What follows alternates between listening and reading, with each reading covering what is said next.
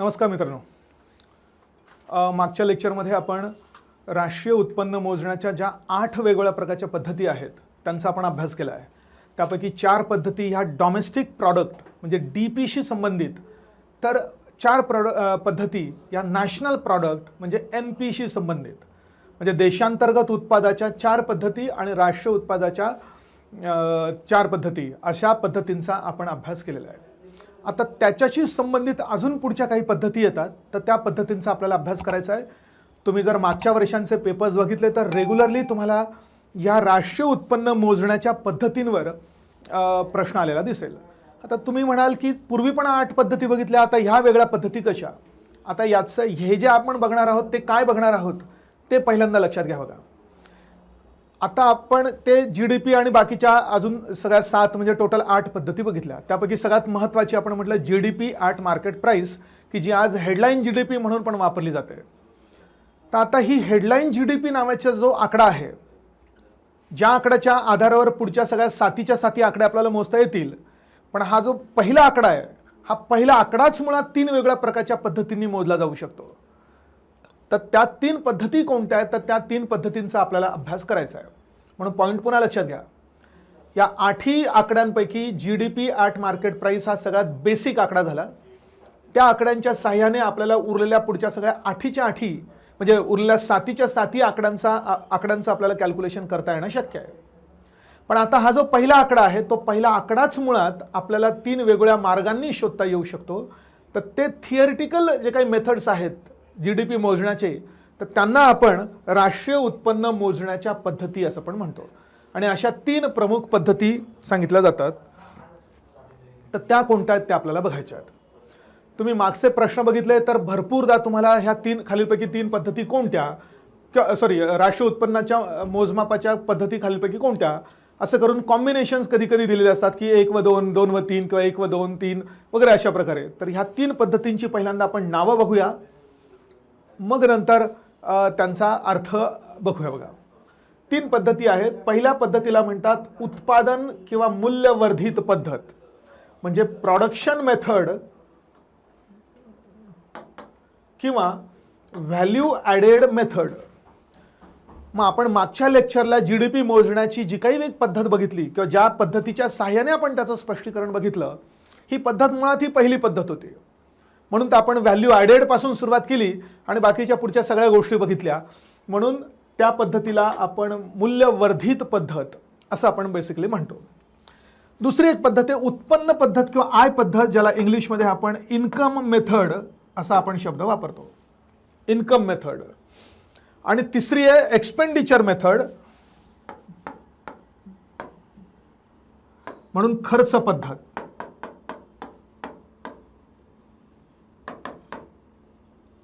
Expenditure method किंवा खर्च पद्धत. बघा, आणि हे कशासाठी आपण म्हणू की समजा GDPच आपल्याला मोजायचं आहे, GDP ॲट मार्केट प्राईस मोजायचं आहे. तर आता इथे संकल्पना मूळ अशी आहे की आपण GDP या पद्धतीने मोजलं काय, किंवा या पद्धतीने मोजलं काय, किंवा या पद्धतीने मोजलं काय, येणारा GDPचा आकडा हा सारखाच आकडा आला पाहिजे. आणि जर सारखा तो येत नसेल तर याचा प्रॅक्टिकल अर्थ असा झाला की या पद्धतीने जेव्हा सरकार आकडे मोजण्यासाठी सगळ्या देशातल्या उत्पादन संस्थांकडनं आकडेवारीची जमवाजमव करतं, संकलन करतं, कलेक्शन करतं, तर त्या कलेक्शन करण्याच्या प्रक्रियेत असलेल्या त्रुटी किंवा त्यात काही त्रुटी आहेत, त्रुटी राहून गेलेल्या आहेत, काही प्रकारचे आकडे जमा झाले नाही, समजा एका पद्धतीत जमा झाले, दुसऱ्या पद्धतीमध्ये काही आकडे जमा नाही झाले समजा, किंवा ज्या यंत्रणांकडनं ते आकडे जमा केलेले आहेत त्या यंत्रणांनी समजा आकडे संकलित करताना काही चुका केल्या, तर मग ह्या तिन्ही पद्धतींमधल्या आकड्यांमध्ये काहीतरी डिफरन्स आहे, असं आपल्याला डिफरन्स निर्माण झाला असं दिसेल. पण आपण जर समजा थिअरिटिकली आपण बोललो, if theoretically speaking the ultimate figure of GDP should come to be equal for all these 3 different methods असं आपल्याला दिसेल. पण आता ते प्रॅक्टिकल काय चुका होतात वगैरे हा काही आपल्या या ठिकाणच्या अभ्यासाचा भाग नाही. त्यामुळे इथे आपल्याला फक्त ह्या 3 पद्धती नक्की काय सांगतात ते आपल्याला बघायचं आहे. आणि त्याच्याही फारशा पुढच्या डिटेलमध्ये नाही, त्यांचा फक्त अर्थ काय होतो ते, आणि ह्या पद्धतीसाठी सूत्र आहे. 1-2दा राज्यसेवेच्या पूर्वीच्या मुख्य परीक्षेला सूत्र विचारलेलं होतं, म्हणून त्या सूत्रांचा पण आपण अभ्यास करूया. अजून पुन्हा त्याच्या आधी अजून हा एक मुद्दा, हेच आपल्याला अशा पद्धतीने सांगता येईल की GDP कडे बघण्याचे हे 3 मार्ग आहेत फक्त. जसं एका माणसाकडे बघण्याचे अनेक, हा इकडून बघितलं, लेफ्टने बघितलं, पुढून मागून बघितलं, असे मार्ग झाले, पण माणूस तर सेम तोच राहतो, फक्त तो वेगळ्या दिशेनं बघितलेला असेल. तर तशाच प्रकारे फक्त GDP कडे बघण्याचे हे फक्त 3 मार्ग आहेत. तिन्ही मार्गांचा वापर करून तात्विकदृष्ट्या, सैद्धांतिकदृष्ट्या अल्टिमेटली आकडा मात्र सारखाच आला पाहिजे अशी त्या ठिकाणची अपेक्षा आहे. तर मग काय बेसिक डिफरन्स आहे बघा यांच्यामध्ये. मोजायचं जीडीपीची व्याख्या पुन्हा डोक्यात घ्या. देशाच्या आर्थिक किंवा देशांतर्गत प्रदेशात एका वर्षात निर्माण झालेल्या सर्व अंतिम वस्तू व सेवांच्या बाजारभावाची टोटल, किंवा त्या सगळ्या उत्पादन संस्थांमध्ये एका वर्षात जेवढं काही सगळं मूल्यवर्धित झालेलं असेल त्या मूल्यवर्धिताची टोटल. मग आपण जर सगळ्या उत्पादन संस्थांमधल्या मूल्यवर्धिताची टोटल केली आणि GDP काढलं, तर जी पद्धत आपण वापरलेली आहे ती म्हणजे ही पद्धत आहे असं आपल्याला म्हणता येईल. त्यामुळे ही पद्धत म्हणजेच आतापर्यंत आपण जो अभ्यास करत होतो त्या पद्धतीचा त्या ठिकाणी अभ्यास झाला. पण इन्कम किंवा आय म्हणजे काय, तर बघा या ठिकाणी इन्कम म्हटलं, आय किंवा उत्पन्न म्हटलं की पहिल्यांदा डोक्यात आलं पाहिजे ते म्हणजे फॅक्टर इन्कम, घटक उत्पन्न. उत्पन्न कोणतं, तर घटक उत्पन्न. आणि घटक कोणते ते आपल्याला माहिती आहे, भूमी, श्रम, भांडवल आणि उद्योजकता. तर मग आता थोडंसं तुम्ही या GDP कडे अशा पद्धतीने बघा. पहिल्या पद्धतीत आपण वस्तू सेवांच्या बाजारभावाचा विचार केला, पण हे सगळ्या वस्तू आणि सेवा निर्माण होताना हे 4 वेगळ्या प्रकारचे घटक वापरले गेलेले आहेत. आणि हे घटक जर वापरले गेले असतील तर त्या घटकांना उत्पन्न प्राप्त झालेलं आहे. म्हणून त्या वस्तूची किंमत बघितली काय, आणि त्या घटकांना किंवा त्या वस्तूंची निर्मिती करण्यासाठी वापरण्यात येणाऱ्या घटकांना किती परतावा मिळालेला आहे, किती उत्पन्न मिळालेलं आहे ते उत्पन्न बघितलं काय. तर थिअरी असं सांगते की हे दोन्ही गोष्टी एकत्र आल्या पाहिजे किंवा सारख्याच आल्या पाहिजे असं म्हणता येईल. पुन्हा आपण लक्षात घ्या, इथे बघताना आपण वस्तू आणि सेवांच्या बाजारभाव बघतो, म्हणजे त्यांची अंतिम किंमत बघतो.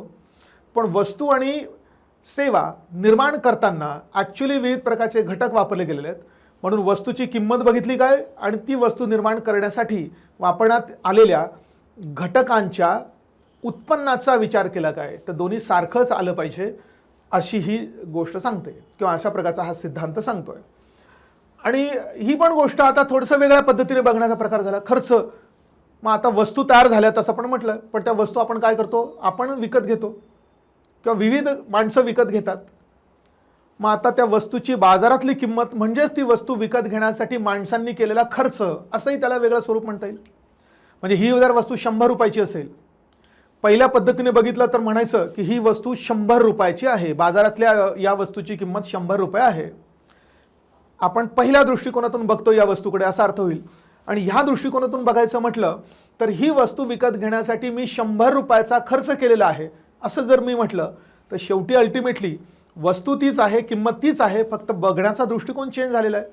म्हणून वस्तूची किंमतीचा दृष्टिकोन घेतला तर पहिली गोष्ट, आणि वस्तू विकत घेण्यासाठी लोकांनी केलेला खर्च किती आहे तो विचारात घेतला तर आपण तिसऱ्या पद्धतीचा वापर केलेला आहे असा बेसिकली त्याचा अर्थ होईल. म्हणून एकाच यंत्रणेकडे बघण्याचे 3 मार्ग झाले. इथे वस्तू पुन्हा फायनली आपण बघूया, पुन्हा रिपीट करतो. वस्तूची किंमत बघायची आहे, इथे वस्तू निर्माण करण्यासाठी वापरल्या गेलेल्या घटकांना किती उत्पन्न मिळालं आहे ते उत्पन्न बघायचं आहे, आणि वस्तू विकत घेण्यासाठी लोकांनी केलेला किती खर्च आहे तो खर्च विचारात या ठिकाणी घ्यायचा आहे. त्यामुळे आधी म्हटल्याप्रमाणे ह्या 3 फक्त वेगळ्या पद्धती आहेत एकाच यंत्रणेकडे बघण्याच्या. आणि मग बऱ्याच वेळा ह्या पद्धतीचं सूत्र आपल्याला कधी कधी विचारलेलं आहे आणि या खर्च पद्धतीचं पण सूत्र कधी कधी विचारलं आहे, तर त्या सूत्राबद्दल आपण अभ्यास करूया. बघा, मूल्यवर्धिताचं वेगळं कोणतं सूत्र नाही, कारण आपण ऑलरेडी बघितलं आहे की त्या ठिकाणी काय करतो आपण देशातल्या सगळ्या उत्पादन संस्थांमधल्या मूल्यवर्धिताची बेरीज, म्हणजे कशाची बेरीज ज्याचं खूण झाली summation GVA at market price, यालाच म्हणायचं आहे GDP ॲट मार्केट प्राइस.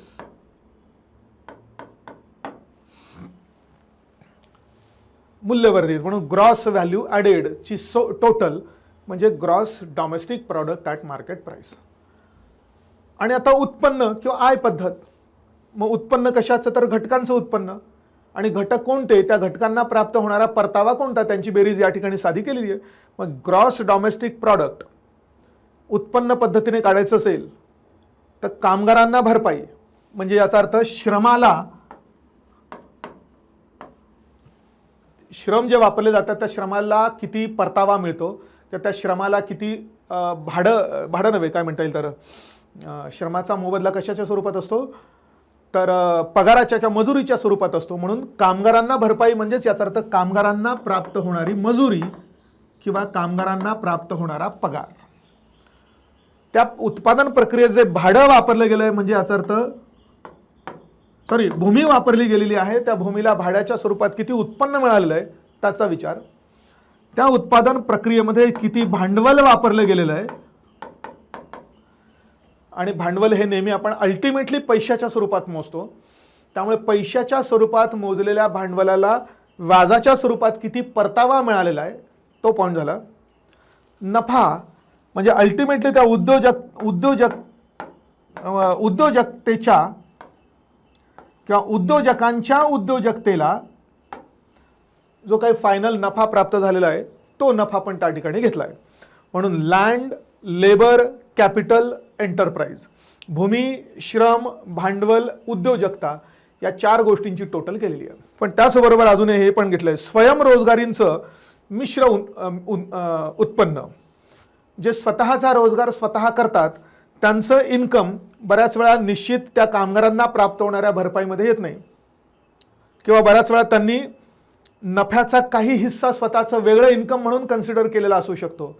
म्हणून ज्या उद्योजकांना प्राप्त होणारा नफा काही कारणामुळे ह्या नफ्यात घेतला जात नाही त्याचं एक वेगळा पॉईंट या ठिकाणी ॲड केला जातो, स्वयंरोजगारींना प्राप्त होणारं मिश्र इन्कम.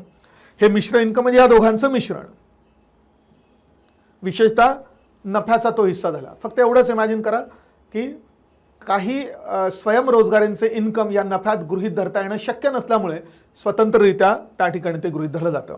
त्यामुळे या 4 गोष्टी आणि मिश्र इन्कम किंवा मिक्स्ड इन्कम कोणाचं, तर सेल्फ एम्प्लॉईडचं मिक्स्ड इन्कम, स्वयंरोजगारींचं मिश्र उत्पन्न.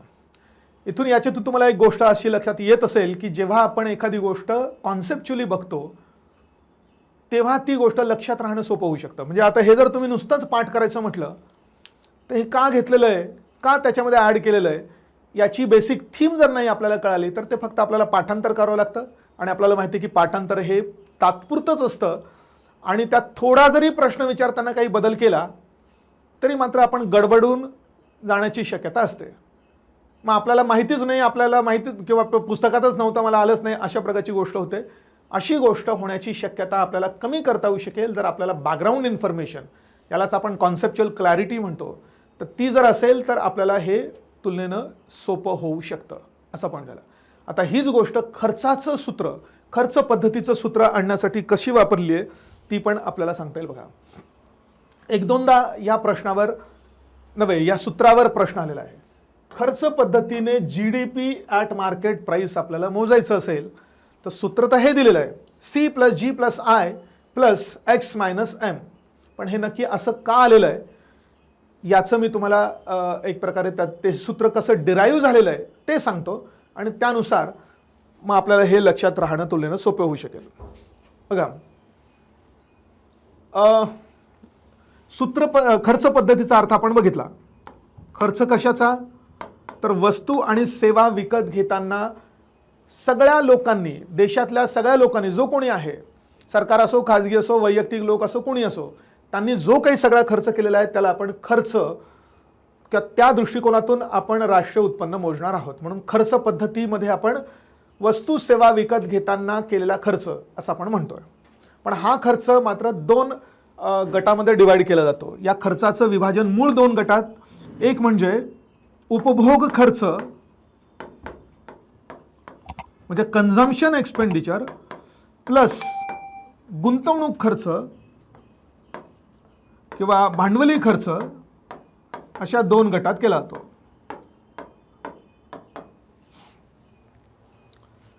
हे सूत्र कसं आलेलं आहे त्याचं एक बॅकग्राऊंड मी तुम्हाला सांगतोय. पुन्हा पॉईंट लक्षात घ्या. खर्च म्हणजे काय, तर आपण वस्तू सेवा निर्माण करताना नव्हे, आपण वस्तू सेवा विकत घेताना जो काही खर्च केलेला आहे त्या खर्चाचा आपण विचार त्या ठिकाणी करतोय. म्हणून अर्थव्यवस्थेत होणारा टोटल खर्च हा या दोन गटात विभागला जातो.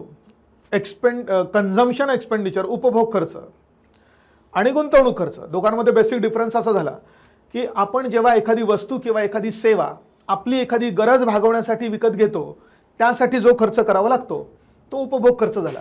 आपण घरात टीव्ही विकत घेतला, उपभोग खर्च झाला. घरात फर्निचर किंवा मिक्सर वगैरे काही विकत घेतलं तर तो उपभोग खर्च झाला. पण आपण जेव्हा एखादी वस्तू किंवा एखादी सेवा इन्कम जनरेट करण्याच्या प्रक्रियेसाठी विकत घेतो तेव्हा मात्र तो गुंतवणूक खर्च असतो. समजा तुम्हाला एक फॅक्टरी टाकायची आहे. समजा माझ्या हातात आता हा डिजिटल पेन आहे, पण समजा याच्या जागी चॉक असता, समजा खडू असता तो पूर्वीचा आपला जुना, आणि समजा तो खडू तयार करण्याचा एखादा कारखाना काढायचा असेल तर खडू तयार करण्यासाठी तो कारखाना काढण्यासाठी तुम्हाला एक छोटी जागा लागेल, वरती पत्राचं शेड लागेल, आणि खडूसाठी काहीतरी आपण म्हणू की एखादं साधं मशीन लागेल. त्याप्रमाणे माणसांना बसण्यासाठी टेबल चेअर्स वगैरे काहीतरी या गोष्टी लागतील. फॅन सुद्धा त्या ठिकाणी लागू शकेल. तर अशा प्रकारे तो छोटासा प्रकल्प स्थापन करण्यासाठी ज्या ज्या वस्तू आणि सेवा त्या माणसाने विकत घेतल्या आहे, का विकत घेतलेल्या आहेत, तर त्याला त्या इन्कम जनरेट करणाऱ्या प्रक्रियेत त्याचा वापर करायचा होता. म्हणून तो खर्च त्याचा उपभोग खर्च न म्हणता तो त्याचा गुंतवणूक खर्च म्हणून विचारात घेतला पाहिजे. म्हणून अर्थव्यवस्थेत आपण काही वस्तू सेवा खरेदी करतो आपल्या गरजेसाठी, तो उपभोग खर्च झाला. आणि इन्कम जनरेट करणाऱ्या यंत्रणेसाठी आपण जर खर्च करत असू, मग तो कारखाना स्थापन करणं असो, डॉक्टरांनी क्लिनिक स्थापन करणं असो, एखाद्या वकिलांनी आपलं एखादं ऑफिस स्थापन करणं असो, किंवा एक शिक्षण संस्थेमध्ये शिक्षण उपलब्ध करून देण्यासाठी, समजा हे अशा प्रकारचं ऑनलाईन शिक्षण उपलब्ध करून देण्यासाठी या पेनाचा असो, बोर्डाचा असो, कॅमेराचा असो, हे सगळं एक प्रकारे गुंतवणुकीचा खर्च होऊ शकेल. म्हणून खर्चाचे हे दोन झाले. आता उपभोग खर्च, वस्तू सेवा विकत घेण्यासाठी स्वतःच्या वापरासाठी, तर याच्यातही दोन गट केले जातात. एक म्हणजे खाजगी लोकांनी स्वतःच्या गरजेसाठी केलेला खर्च, पण त्याचबरोबर आपल्या देशात स्वतःच्या डेली करंट ज्या काही गरजा असतील त्या भागवण्यासाठी खरेदी करणारा अजून एक मोठा घटक असतो, तो म्हणजे सरकार. म्हणून सरकारी उपभोग खर्च. तुम्ही म्हणाल सरकारला उपभोग खर्च, जसं आपण टीव्ही फ्रीज घेतो तसं सरकारला पण टीव्ही फ्रीज लागेल का, असा त्याचा अर्थ होईल. तर सरकारला टीव्ही फ्रीज नाही लागणार कदाचित, पण टीव्ही लागू शकेल. फ्रीज नाही लागणार पण टीव्ही लागू शकेल. कदाचित फ्रीजही लागू शकेल. समजा एखाद्या मोठ्या सरकारी कार्यालयामध्ये संबंधित माणसाला काही आपला खाद्यपदार्थ ठेवण्यासाठी असेल, पाणी थंड करण्यासाठी असेल तर त्याला तेही लागू शकेल. पण बेसिक आपल्याला म्हणता येईल की सरकारला आपली सरकारी यंत्रणा चालवण्यासाठी विविध वस्तू सेवांची आवश्यकता असते. साध्यातलं साधं कळण्याकरता सरकारी कार्यालयामध्ये जर पेपर वापरले जात असतील तर त्यांना ते पेपर विकतच घ्यायचे आहेत.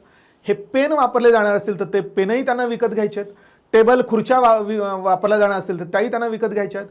फॅनही त्यांना विकत घ्यायचा आहे. त्यामुळे आपल्या देशात ज्याप्रमाणे खाजगी माणसं उपभोग खर्च करतात तसं सरकारसुद्धा मोठ्या प्रमाणात उपभोग खर्च करत असते. म्हणून उपभोग खर्चाचं विभाजन या दोन गटात झालं. आणि गुंतवणूक खर्चाचंही दोन गटात विभाजन केलं जातं. मग गुंतवणूक खर्च म्हणजे छोटे मोठे प्रकल्प स्थापन करण्यासाठीचा खर्च हा एकतर देशातल्या लोकांनी केलेला असू शकतो, नाहीतर परदेशातनं येऊन कुणीतरी तो देशात खर्च केलेला असू शकतो. आणि एक आपण सगळ्यात सुरुवातीच्या लेक्चरला गुंतवणूक खर्च म्हणजेच भांडवली खर्च, कारण त्यातनं भांडवल निर्मिती होते असं पण म्हटलं होतं.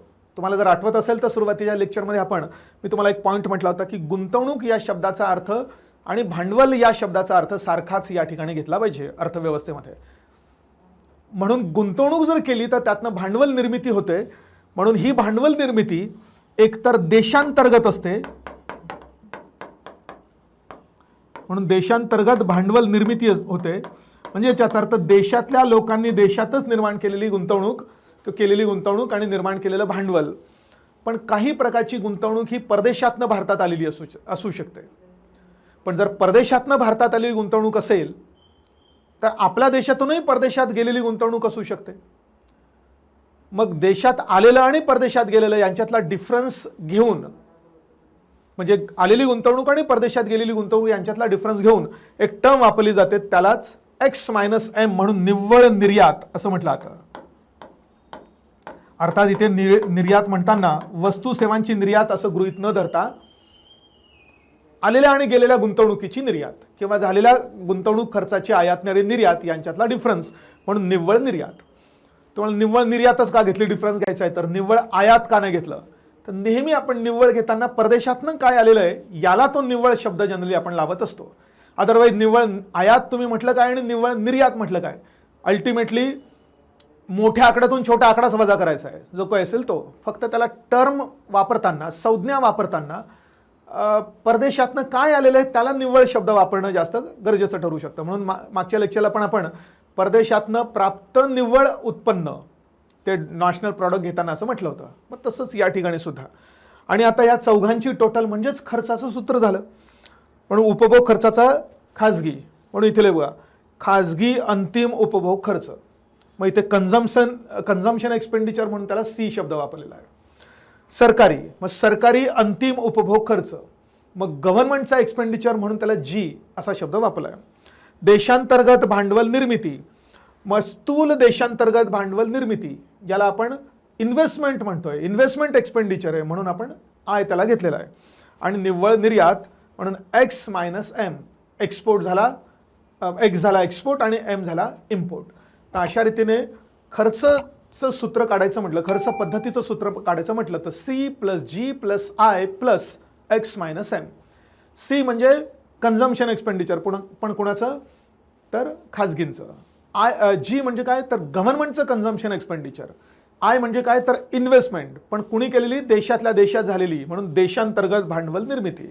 आणि एक्स मायनस एम म्हणून परदेशातली भांडवल भारतात येणे आणि भारतातलं भांडवल परदेशात जाणे यांचा डिफरन्स. तर मग आता मी आधी म्हटल्याप्रमाणे तिन्ही टर्म्स सारख्याच आहेत असं आपल्याला दिसेल किंवा तिन्ही टर्म्स GDP नावाच्या एकाच यंत्रणेकडे बघण्याचे 3 वेगळे मार्ग आहेत असं आपल्याला त्यानुसार दिसून येऊ शकेल. असा हा पॉईंट झाला.